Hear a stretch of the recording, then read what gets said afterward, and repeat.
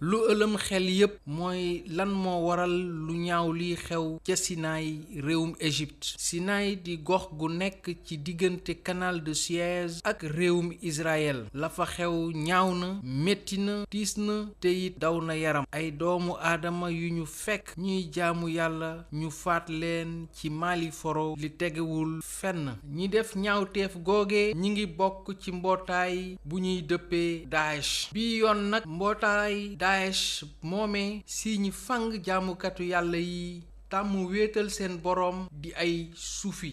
ñay yeewoo Sinaay nag njàqare ak tiis ñeel na leen.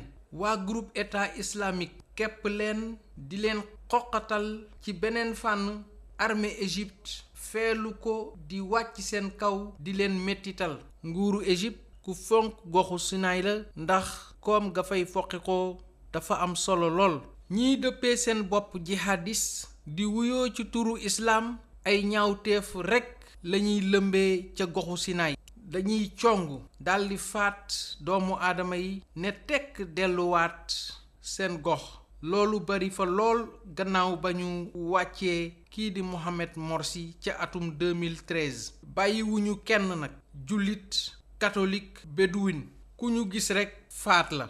ñi ngi làqu ci àll bi ci ay montagne di wàcc def seen ñaawteef delluwaat fa ñu jóge woon. Sinaay nag war naa yeewaat ku nekk ci ñun ndax ñii di jihadis yi xarañ nañu lool ci ñaawteef ba lu ñuy mel laaj na jàmmarloo ak ñoom. jamono ji ñuy wax ñépp a tiit, kenn nelawatul bay xandoor ndax di xalaat jihadis yi.